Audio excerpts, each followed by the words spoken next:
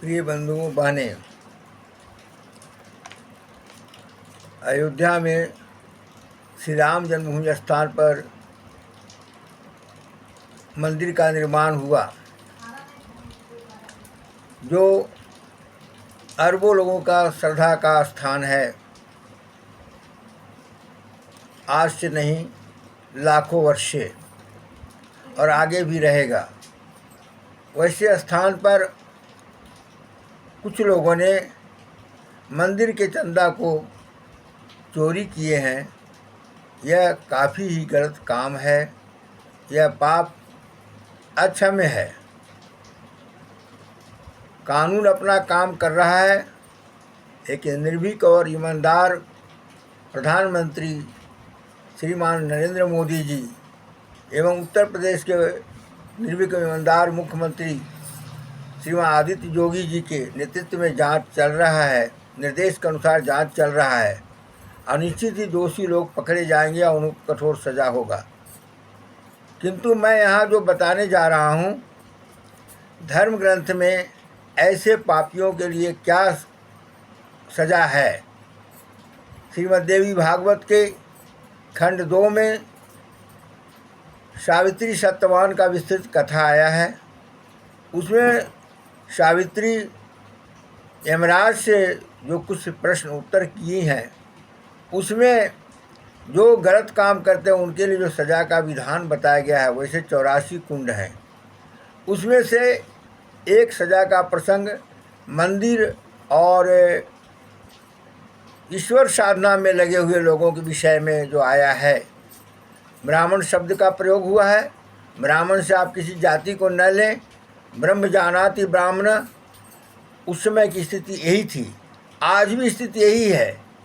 किसी व्यक्ति को कुछ भाषा से कुछ अलग हट कर कुछ नामकरण करना या परंपरा का उल्लंघन करना जो होता है, वो एक अलग विषय है। उसके लिए अलग प्रावधान है। उसके विषय में जो सज़ा आया है कि जो देवता को दिए हुए दान को चोरी करता है, तालाब को अपने नाम से ये करता है जो किसी के द्वारा बनाया हुआ है, ब्राह्मण का वृत्ति को जो छीनता है, उसे क्या सज़ा मिलेगा, इसका मैं अभी यहाँ उल्लेख कर रहा हूँ।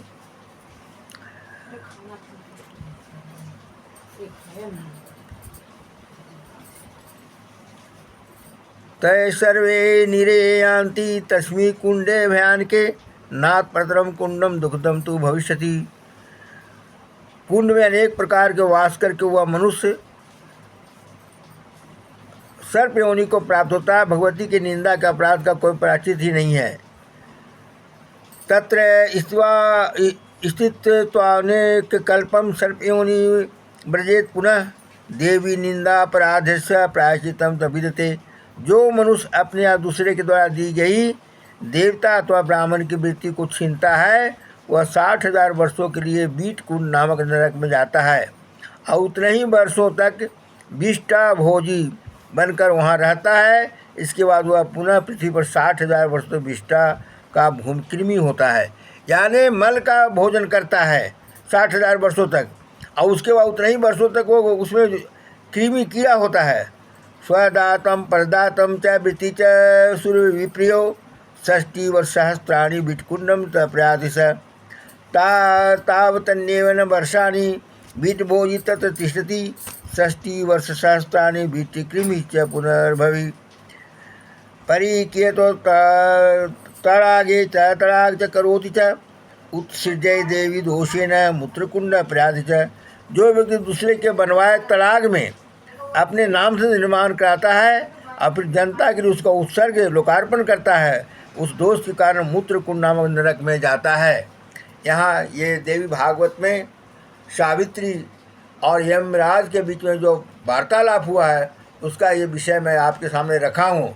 साथ साथ एक बात अवश्य कहना है कि अगर कोई व्यक्ति गलत करता है, उसको सज़ा भगवान देंगे ही, कानून भी सज़ा देगा ही, लेकिन इसके चलते पूरे समाज को, किसी संस्था को और किसी व्यक्ति को जोड़ना नहीं चाहिए, तिल का तार नहीं बनाना चाहिए।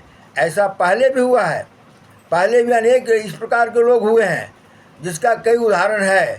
और उनको सज़ा मिली है और आज भी ऐसे लोग हुए हैं। ऐसे लोगों को तो नरक में भी वास नहीं सही ढंग से होता है।